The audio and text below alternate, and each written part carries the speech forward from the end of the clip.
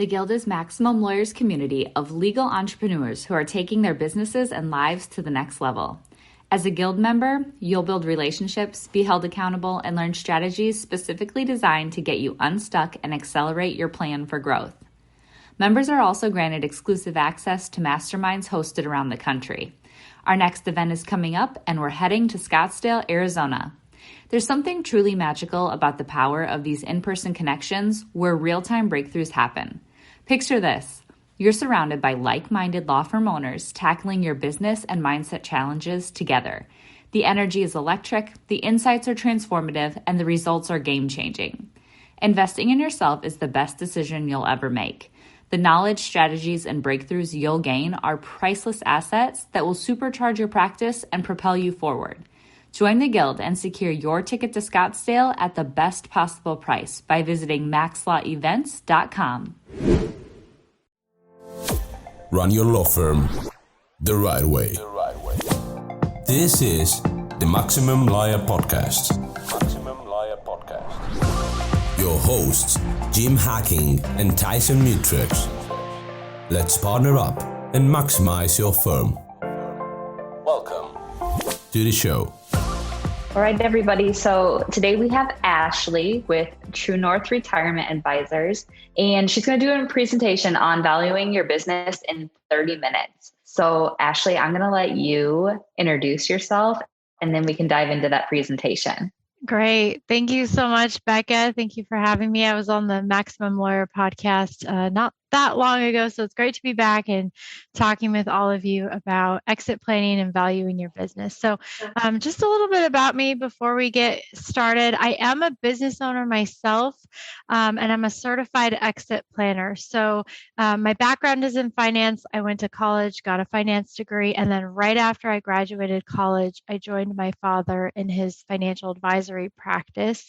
And very early on in my career, he kind of threw me to the wolves and told me I had to go out and find my own clients. And the easiest way that I found to do that actually was by going door to door to businesses and just kind of knocking on their door, walking in and saying, hey, do you have a 401k plan? Do you know what the fees are on your 401k plan? And so I got a foot in the door with small business owners through the 401k plan. And what I noticed after I had kind of gained some momentum and started to build up this clientele of small business owners managing their 401k is that a lot of them were very close to retirement. Most of them were in their 50s, 60s, and almost none of them were planning or doing any sort of concrete actions towards their exit, which I thought was really interesting because most of them, their business had value. They were all very close to retirement, within 5 years or so. And for most business owners, and for these clients included, a lot of their net worth was tied up in the business. So it's not something to just kind of kick the can down the road and I'll figure it out later. But that seems to be what I was seeing with my clients. And then about 8 years ago, I had a client who was in his late 50s, business owner, and he unexpectedly died of a heart attack very suddenly. And I watched from the sidelines as his business was just plunged into chaos over the next couple of years. So his wife came in, she had no involvement in the business prior to his death. If you can imagine that situation, very chaotic for her. They ended up selling about 2 years after that to a company on the East Coast. We're on the West Coast. This company was on the East Coast for pennies on the dollar of what the business was actually worth. And then a lot of these long-term employees who had worked for this business for 15, 20 years were pretty much all laid off right after that acquisition. So it was devastating. It had this big ripple effect across all of everyone in that business. And so, that was sort of the catalyst to focus more on talking about exit planning, being intentional about that. Like, hey, you're getting close to retirement. How does your business fit into your overall plan for retirement? And how can we take steps to make sure that you can transfer your business, on your terms? And so a good exit strategy really addresses a few key elements. It's about transferring your business on your terms, on your timeline, to the person you choose for the money that you need. And so that's what I'm going to be talking about today. And the very first thing that you'll want to do as you think about and start planning for your exit is valuing your business. And I'll talk a little bit more about concretely. I'm going to show you, I'll do a demo and we'll go over that. What's interesting about the path that I took, you can see the last bullet point there. I married my high school sweetheart, and we have 3 kids. The youngest is 6 months old, so it is crazy around here. But what's interesting about how I came to where I am today is that I almost did not have kids. In my early 20s, I was very career focused. I was very, tunnel vision with my career. And I knew if I had kids that it was going to be a stumbling block to where I wanted to go with my career. But then right after I got married in my mid 20s, I had lunch with a mentor of mine, and she's about 30 years older than me. And she said she had never had kids. And I said, I'm not sure I want to have kids. I don't know. I'm not very maternal by instinct. And so I was just bringing this up with her and saying honestly where I was at. And she got very serious and she said, Ashley, I'm telling you, have kids. And so if I look back on my life 10 years ago when I was thinking about not having kids to my life today, where I have 3, my priorities have shifted dramatically. I'm not so tunnel vision with my career, and I have a very full, joyful, busy life. And the point of this and why I'm sharing this with you is because our priorities change. Right. So like if you're in your 40s, 50s, 60s, even right now, this, that your priorities change dramatically from decade to decade, even from year to year. And what I find with my business owner clients who are getting close to retirement is their priorities are shifting too. Not the same way that my priorities were shifting in my 20s to my 30s, but a lot of people who are business owners, they've been working head down in their business, especially lawyers, law firms, lawyers, notorious for working long hours, just head down, working 50, 60, 70 plus hours a week. And, if you do that for 20, 30 years, a lot of times, especially if you are at a point where you're getting really solid financial footing and you are in a financial position where you can begin to kind of think about moving into the next phase of life, these things start to become top of mind. So if the fire in your belly isn't quite what it used to be, it's not burning as bright, I would really encourage you to pay attention to that, because it's probably saying that your priorities are changing. Maybe you want to spend more time with your family. Maybe I know a lot of clients who just want to reduce the stress and reduce the time that they're spending on working and on travel more, things like that. So that's why, exit plan, we got to start thinking about this, making plans for it as these priorities begin to shift. And this isn't just my own anecdotal experience with my own clients. There was a survey done in 2019 by the Business Enterprise Institute. And what they found was that 81% of business owners today, they want to stop working in the next 10 years. So the overwhelming majority of business owners want to stop working in those next 10 years. It's just staggering. And so my goal today with what I'm going to share with you is that I'll give you some clarity about the first and next step that you'll want to take if exit is top of mind, or at least getting there for you, and then some direction about where we go. More specifically, I'm going to talk about a few things. Number one, why valuing your business is really the first step to a successful exit. You could start different places, but I would not recommend that, and I'll explain why. And then I'm going to bust some business valuation myths that are out there. And then we're going to do something really cool. I'm going to do a live demo with you, and I'm going to value a law practice.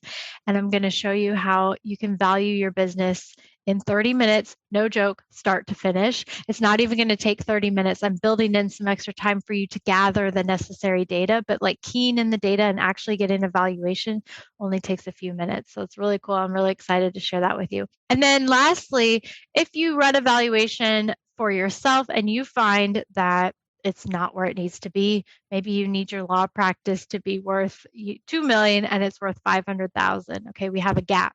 So what are some strategies that we can use to close that gap? So depending on how much time we have at the end, I'll go over some of those. So that same study that I just mentioned a couple slides ago also looked at the number of business owners who actually knew the value of their business. And it's very, very few people know the value of the business. So if 100 people are watching this, only 2 of you know that. And you probably know the value of your business because you're very close to exit. But it is foundational.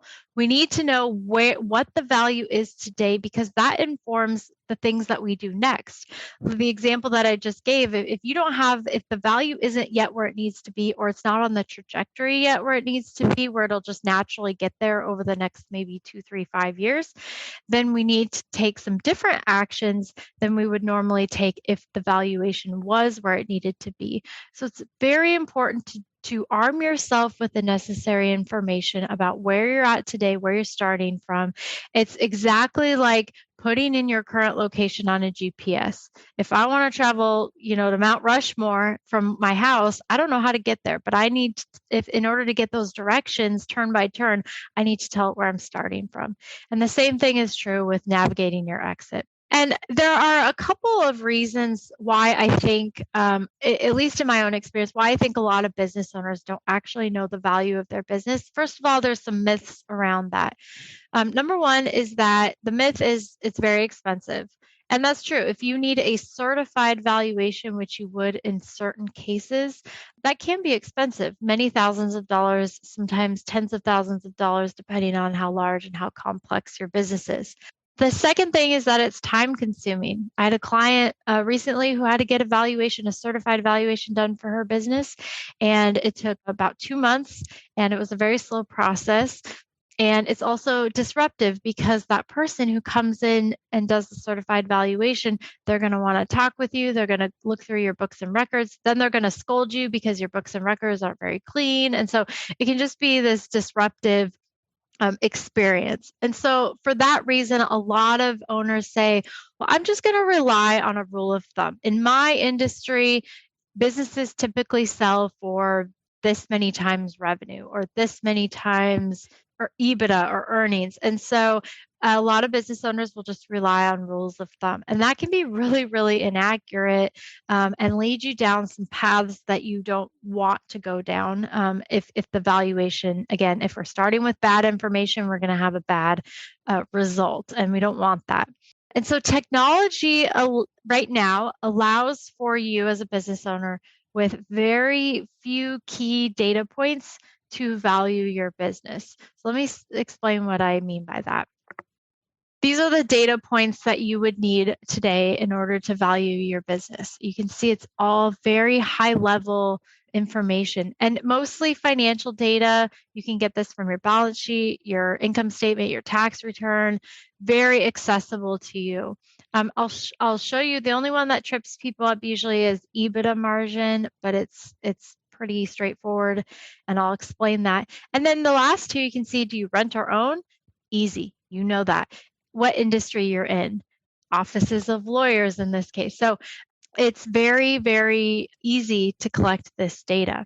And then once you have that data, you're going to take that to the valuation tool. So this is a free software tool that we make available to our clients and anybody else who wants to use it. I actually pay a monthly fee to have access to this software tool. It's not free to me, but I turn around and make it free to anybody who wants to use it, because I don't have any skin in the game in this regard, because I'm not a valuation. People do not pay me to do valuations for their business.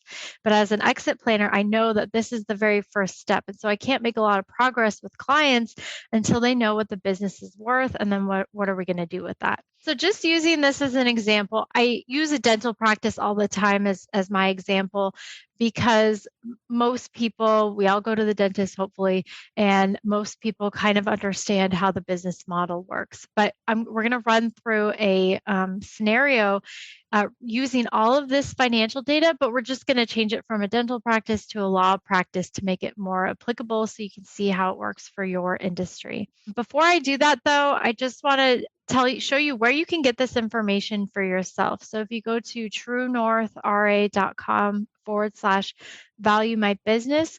There's a checklist there that will explain all those data points to help you gather the data. And then once you gather the data, I'll provide you with the free access to the valuation tool. So all that is available at that Value My Business link. You get the checklist and the unlimited access to this software tool that I'm going to show you right now. All right. So I'm excited because we're going to value a business and we're going to value a law practice.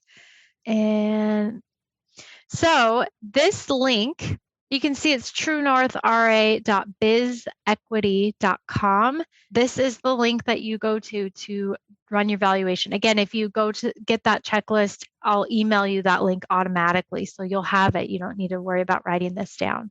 But so you enter the business name. So we're going to do Jude Law Firm and the zip code. I'm just going to enter my zip code. And then the industry, you're just going to start typing in. So if I start typing in law, you can see offices of lawyers. Okay. So that now we have the right industry. This is very important. We have to get the industry right because valuations are completely different for technology companies, manufacturing, offices of lawyers. And so we need to know what industry it is. So it's very important. And that's why it's one of those data points.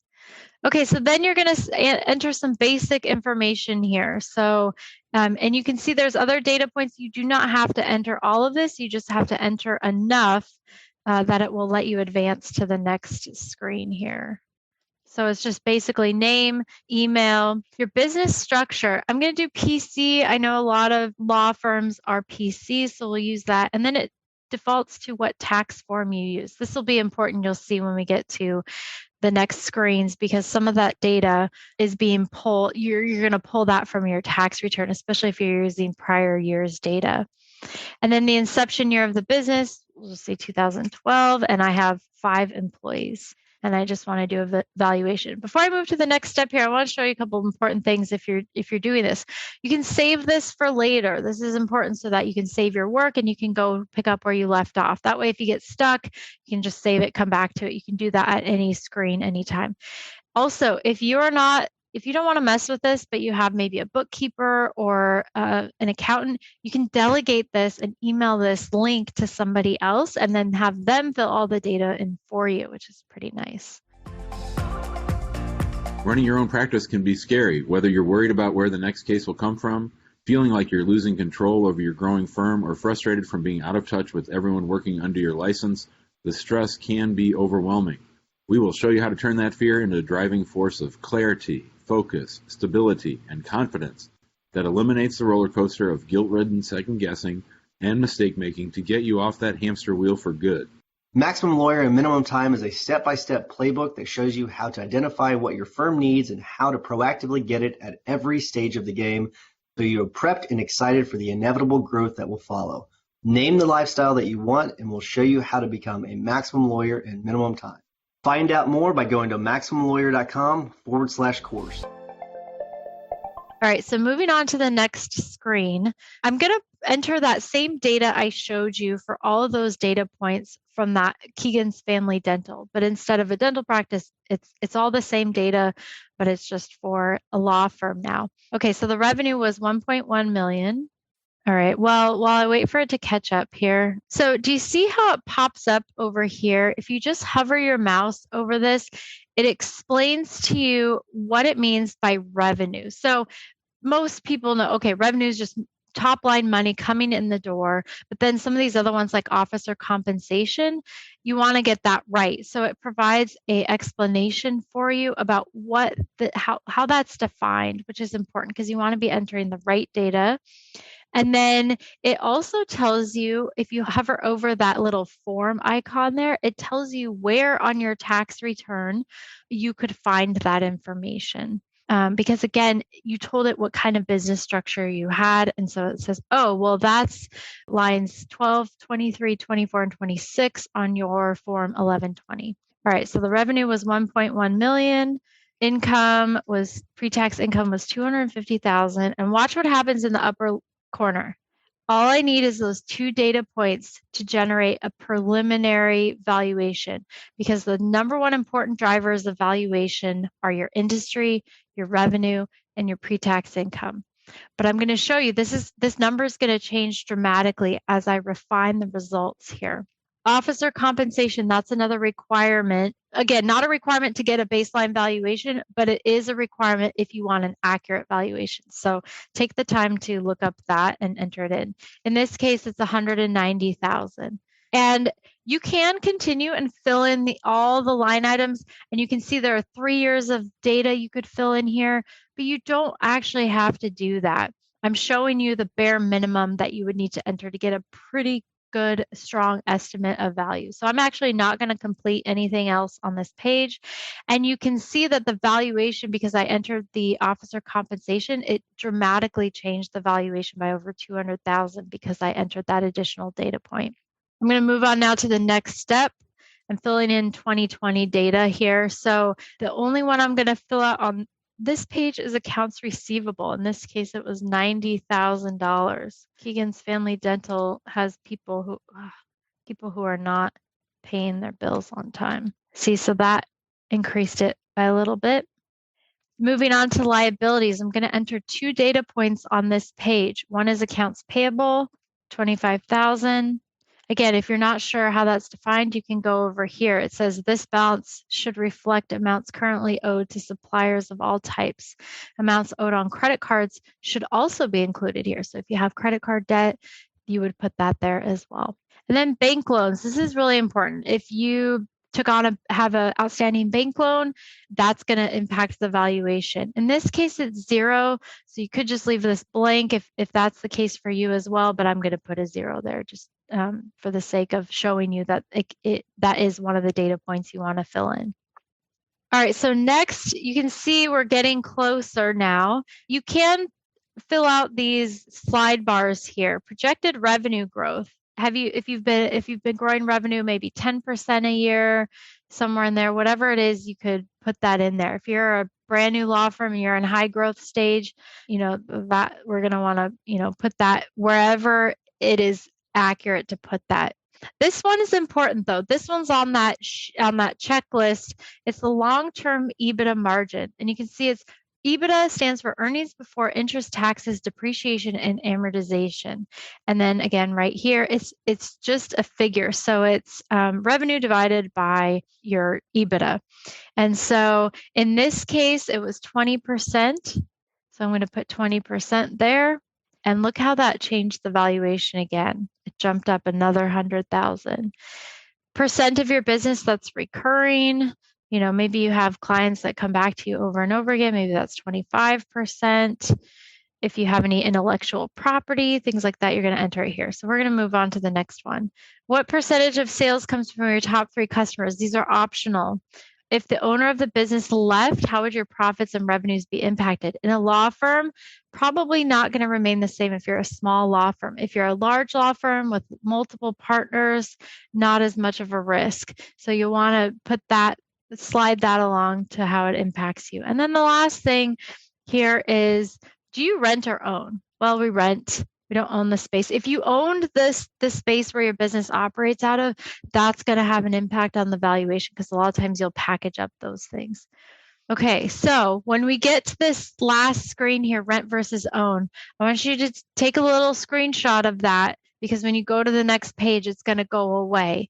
And then typically what I do is I just email you the screenshot of your valuation once it's done because I get notified whenever someone completes a valuation. So very, very easy, very straightforward. There's no excuse why you should not be figuring out what your business is worth. And this is not a one-time thing. And there's no strings attached. Like you can go in today, you can go in a month from now, a year from now. You can put hypothetical numbers in here to see how that works out. But how does that, if I'm getting ready to retire and this is worth $800,000, how does that inform the next steps that I'm going to take? And that's where the exit planning comes in. All right. So while we have a few minutes left, I just want to show you, this is what the screenshot looks like. So in Keegan's Family Dental, if I enter some of those same data points, that's the valuation that I get for the dental practice. What's really cool about this is that here in this lower left-hand corner in that blue box, you can see how the business ranks nationally. So in offices of dentists, it's small print, but you can see there's 370,000 offices of dentists. There's like 55 million businesses in this database currently, the last time I checked. So you're going to get really, really good comparative data versus other businesses in your industry. This dental practice around the country, she ranks almost in the top 10% of valuations for all dental practices. So the same is true because law firms are such a common business entity and industry. You're going to have really, really good, strong comparative data. Sometimes I struggle with clients to figure out, okay, well, what industry are you actually in? Because it's not always clear, but for law firms, it shouldn't be too much trouble. So again, one more time, if you missed that link, you can go to truenorthra.com/value my business to get the checklist. And then it will also provide you with that link to access the valuation tool anytime you would like. So the next question is what if you do the valuation and it is nowhere near where you need your valuation to be? So there are 4 key areas that you could focus on if you needed to, instead of pursuing an exit strategy and exit path, if you really needed to focus on growing the value of the business or closing that gap. There are 4 key areas to do that. Increasing business value, easier said than done, but if that's possible for you in your practice and your circumstances, usually that's going to provide the best bang for your buck and devoting more resources to increasing the business value is likely going to have a better payoff than, say, saving more or reducing your lifestyle and retirement. But sometimes in certain businesses, certain industries, depending on where you are in your career, your energy level, you may not have that ability to increase the business value. Much easier said than done. So there are some other options too. You could save more, you could retire later. One of my favorite stories of someone who worked way long past their prime was actually a lawyer. There's a attorney in New York in this very well-known New York City law firm. He's worked there for like 60 plus years. He's 104 years old. I read this article a few years ago, so maybe he's passed on now, but his wife made him stop going to work every day. He had to dial it back to like 2 days a week after he got pneumonia at the age of 102. And I have many other clients who are lawyers, and one in particular I can think, his dream is to die in his chair. So all the power to him. That's great. Now, some people want to retire a lot sooner, yesterday, but there's a lot of people out there where just retiring a little bit later, if you can do that, it will naturally kind of help close the gap. And then lastly, reducing your retirement lifestyle. This is probably the least palatable of the options. Not many people, especially if you've been working so long, 20, 30 plus years, maybe you're used to a high income in your law practice, and it's challenging to shift out of that and you take a big hit to your income. So a lot of people aren't really willing to do that. And in the last couple minutes we have, I'm not going to go through all of these, but I wanted to put this big list on the screen so that you could see, okay, well, if my valuation is not where it needs to be, what actions can I take? And these are the areas where with my own clients, these are the areas that we look at first. Have you done this? Have you done this? Improving your operations, putting systems in place. Most businesses, especially law firms, they struggle to exit their business and not just close the door and walk away from their business because they haven't groomed that next generation and there's nobody there to kind of take over once they pass out. So building a next generation management team or a successor for your law practice is key there, especially if you are a small law practice. Diversifying your customer, your revenue base. Recurring cash flow is a lot more powerful and contributes a lot more to valuation compared to a one-time cash flow. So even just certain ways of like maybe your revenue is the same, but how you get your revenue changes a little bit, diversifying that as well. Other areas too, this is really popular for clients who are later in their career. you make a lot of money, you have a good cash flow, good income, but you're not saving enough or you're not maximizing those savings vehicles that are available to you in your business. I'm thinking 401k plan, profit sharing plan. If you adopt a cash balance plan, the combination of those three, if you're late in your career, you could save well over $200,000 for retirement per year and get a tax deduction for it for your business. And another option, non-qualified deferred compensation plan. You could just work a little bit longer. That sort of naturally closes that gap. It's less years you're taking Social Security. It's less years you're relying on your retirement investment portfolio for income. So it has that positive ripple effect. Even just a year longer, 2 years longer can have a much greater impact than most people realize. And then lowering your retirement expectations, but that tastes like vinegar in most people's mouth when I say that. So if we can do other things and pull other levers to close that gap, then we want to start there first. All right, just to recap, I talked about why valuing your business is the very first step. You have to do that first. Don't get distracted in doing other things. Do that first. I busted some of those business valuation myths. We went through a demo to show you what that looks like. And we talked about some next actions you can take if your valuation isn't where you need it to be. I just want to close with this quote by John Maxwell. He's an author and a leadership consultant. He said, 100 years from now, all that will matter is the people you connected with in such a way that you added value and meaning to their lives. I hope this was valuable for you. I hope it gave you some clarity and direction. I hope I fulfilled that promise that I laid out at the beginning of this talk. And you know exactly what you need to do from here, which is taking that first step in valuing your business. If you would like to get in touch with me, if you have questions, I'm more than happy to answer any questions. If you would like to talk about your own exit, if you're getting close to your exit, I schedule a free 20-minute phone call and we can talk about whatever is top of mind, and there's no strings attached to that either. So if you're not familiar, I put a QR code. A lot of people don't know how those work, but you take the camera app on your phone out and you just hover it over that QR code on the screen. It'll take you to a link that provides you access to my calendar, and you can schedule a call any day that's convenient for you that I'm available. It goes out 60 days. So I encourage you to take advantage of that if you have burning questions about your own exit. Thanks for listening to the Maximum Lawyer Podcast. To stay in contact with your host and to access more content, go to MaximumLawyer.com. Have a great week and catch you next time.